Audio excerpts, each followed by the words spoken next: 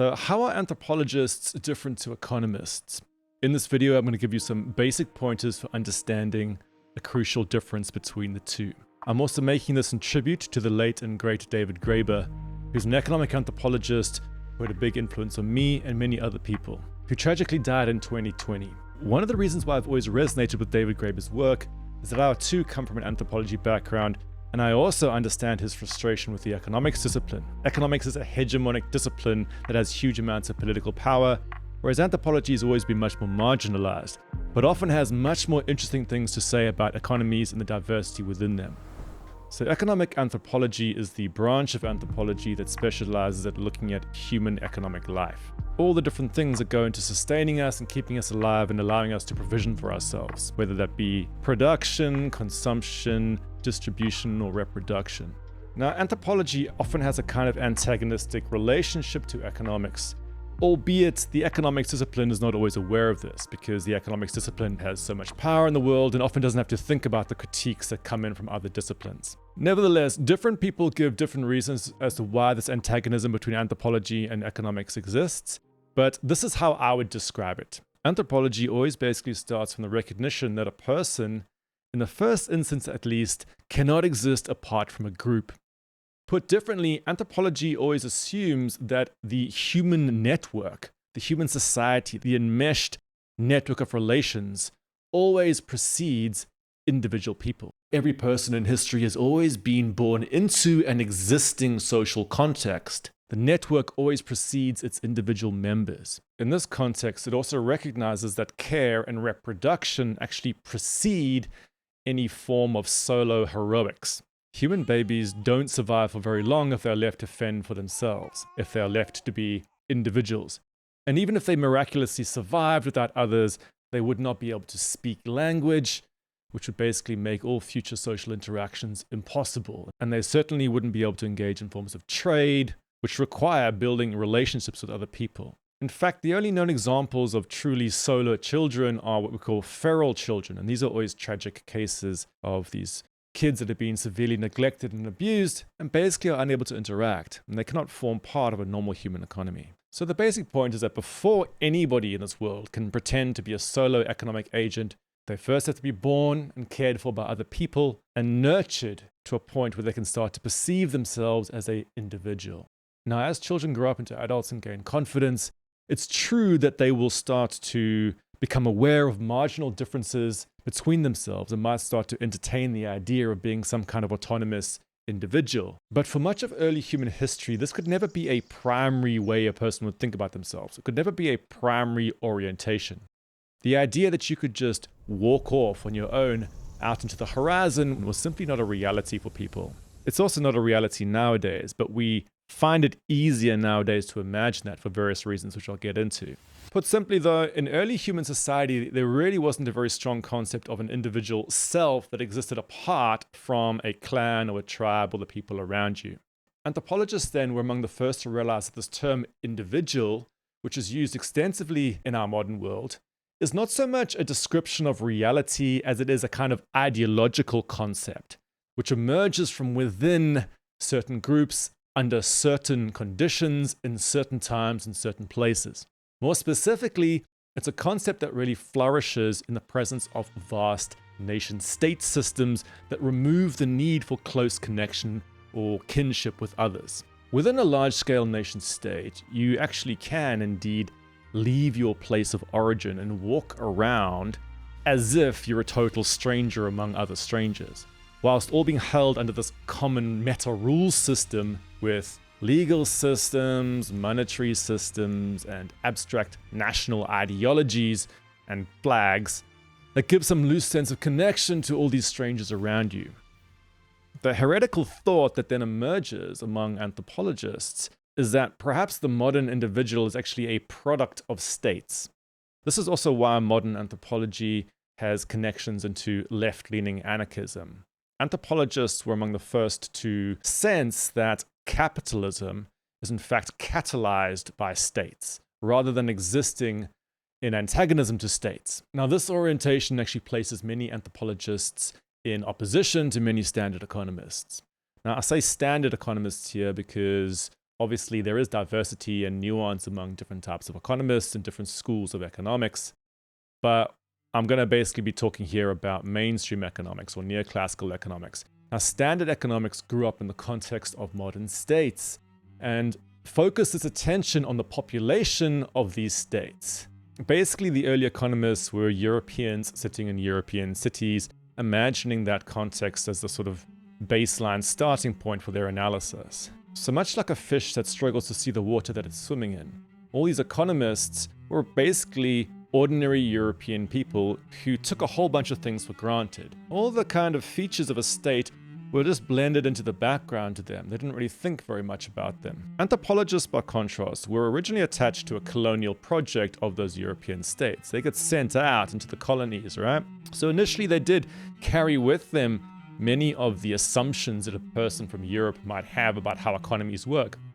But very quickly they would encounter cultures that would shock them out of their comfort zones. And they were forced to actually immerse themselves in, for example, clan-based societies like Papua New Guinea, or hunter-gatherers, tribal pastoralists, and many other groups that would not conform to the standard modes of behavior and attitudes that you would find in a capitalist market economy. Many of these groups were peripheral to modern states and didn't use the state as a primary mode of political organization. They represented a different way of being, and one that economists were really not exposed to. When hearing stories about these people, economists would either be judgmental, seeing them as some kind of primitive version of a more advanced economy, or else they'd simply ignore these stories. Above all, though, they'd always analyze them through a lens that was forged in a modern capitalist context, one that just took a whole bunch of things for granted. So economists were so immersed in modern states that those states simply blended into the background, so omnipresent that they were basically near invisible. Now, once you forget about the state, what ends up happening is that you simply see the social results of its presence. Over time, large-scale state societies with all their institutions dissolve smaller and more tightly knit groups into these much larger and looser collectives. Those collectives are still enmeshed together, but that much larger scale style of interdependence feels looser and more breakable. This looseness and modularity of large-scale market systems essentially means you can recombine into new sub-collectives, all while losing sight of the much larger system. And the sheer scale of your interdependence in that situation makes you start to feel like you're a quote-unquote independent. You see strangers disassociated from each other, floating about, trading. And it's in this context that you begin to imagine that the world is composed of all these autonomous, free-floating individuals. You might even come to believe that these supposedly autonomous individuals actually precede human networks. And this is also because within a state setting, they sometimes sort of do. So for example, precarious workers from all over the country float into association with a group of managers who've managed to raise money from a group of scattered investors, but they're all operating under a common state infrastructure. And voila, a corporation exists. Now, if you open an economics textbook, you'll see that it often starts with these supply and demand curves. And these basically represent the terms upon which fully grown human adults will walk into markets to connect with each other. So what's happening here is that economists are starting their analysis from the perspective of an individual and then using that to explain the appearance of collectives. If you think about it, a market is a social structure in which people are coming together. But economists will often imagine this as if it were the voluntary creation of detached individuals who have chosen to come together, as if they somehow had the option to not be part of a collective. The economics discipline has long harbored this implicit belief that groups are merely collections of individuals. This style of thinking in many ways is the opposite of much anthropological thinking, because economists are essentially imagining that the individual precedes the network, that the social structure is simply the creation of individuals rather than individuals being the creation of the social structure. Now, the mentality behind this model is often then implicitly expanded and used to describe all social relations as if they were stemming from the rational utility calculations of these disconnected individuals. As if in the back of the minds of the economics discipline, there's this vision of people who have this option to just walk off and leave society if it no longer suits them. This, though, through the eyes of anthropologists and other fields like feminist economics, is a deep-level structural flaw in economics. Somewhat like having a kind of bug at the deepest level of your discipline's foundational code. This imagination of the self as floating alone in a market enables the economics discipline to create these caricatures of human behavior, such as self-interest, which is imagined to be the self focusing on itself, but also altruism, which is imagined to be the self focusing on others. Whereas in many early pre-capitalist societies, there was no clear distinction between self-interest and group interest. They were actually seen as aspects of each other, a bit like a chicken and an egg. They were not seen as things that were separatable and optional.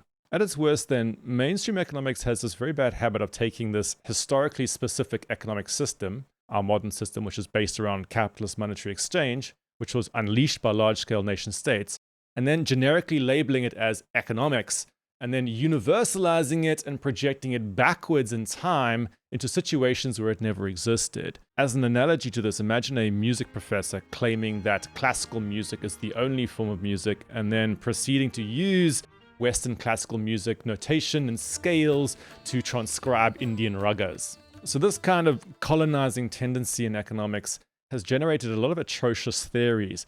For example, one of the worst, the barter theory on the origins of money, which is this situation where a bunch of economists in Europe took a post-money mentality, the situation when they're already immersed in a modern capitalist economy that already depends on money, and then they project that mentality that's forged in that context back into a world where that mentality didn't exist. And then they use that to generate a theory for why those people back at that time must have invented money to get to the present. This is still the mainstream way that economists think about money, and it's atrocious from a historical perspective, but also from an anthropological perspective. David Graeber was famous for dismantling this intellectual abomination in his book, Debt, the First 5,000 Years. Now, he wasn't the first to do this. The barter theory has been attacked for over 100 years by now, but his book was the first to popularize and expand upon some of those critiques.